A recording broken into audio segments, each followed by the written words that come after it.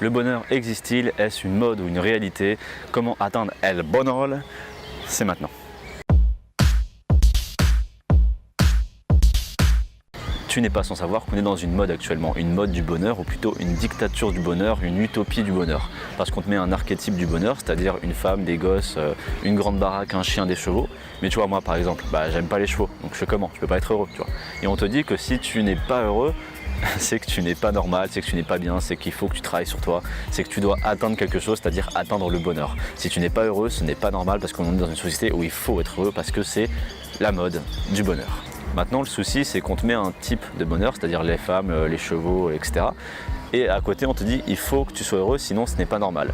Et vu que toi, tu te réfères à ce qu'on te propose, c'est-à-dire les femmes, les chevaux, et cette vision ne colle pas forcément avec ta vision du bonheur et du coup, tu culpabilises. Et du coup, tu consommes pour atteindre cet objectif, société de consommation, du désir, etc. etc. Un autre truc vicieux qu'on te propose dans les modèles du bonheur, c'est ça là, les sourires. T'es heureux, donc t'es obligé de sourire, t'es comme ça, t'es obligé de sourire. Vu que t'es heureux, t'es obligé de te méprendre, t'es obligé d'être niais, t'es obligé d'être bête surtout. Oh, un arc-en-ciel, c'est joli les arcs-en-ciel. Oh, des papillons, c'est joli les papillons. Non, t'es pas obligé d'être complètement une hippie chelou comme dans Divergente là. Attention à droite. T'as vu l'arc-en-ciel là-bas? C'est tellement joli. En fait, quand tu souris, c'est que tu reçois quelque chose de positif, une émotion positive, tu ressens de la joie quand tu souris.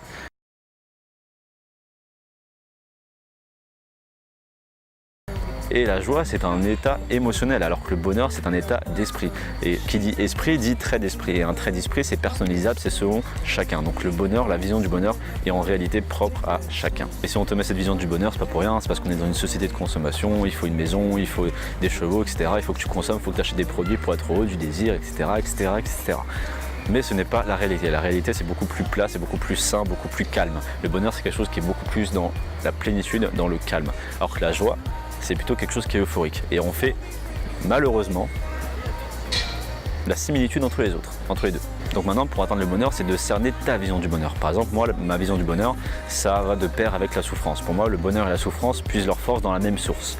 Pourquoi? Parce que quand tu souffres, tu es amené à, comme j'ai dit souvent, à te dépasser, à piocher des ressources en toi. Sur la souffrance, c'est sur la vie. Et une fois que tu es dans un acte de dépassement de soi, tu as une fierté, tu es plein de puissance. Et pour moi, c'est un peu ça le bonheur, c'est affronter les épreuves. Donc c'est avoir des épreuves. Donc c'est un espèce d'équilibre. Pour moi, le bonheur, j'ai toujours marché au défi, que ce soit avec les femmes, que ce soit avec le taf, que ce soit avec n'importe quoi, avec le sport. Par exemple, au sport, j'étais ceinture noire. Une fois que j'étais ceinture noire, je commençais à me faire chier parce que j'avais plus de défis. Avec les femmes, pareil, quand ça va trop vite, ou du moins quand ça va trop facilement, je me fais chier. Et pareil avec le taf, si j'ai pas un peu de défi, un peu de quelque chose qui fait que je me dépasse, je m'emmerde.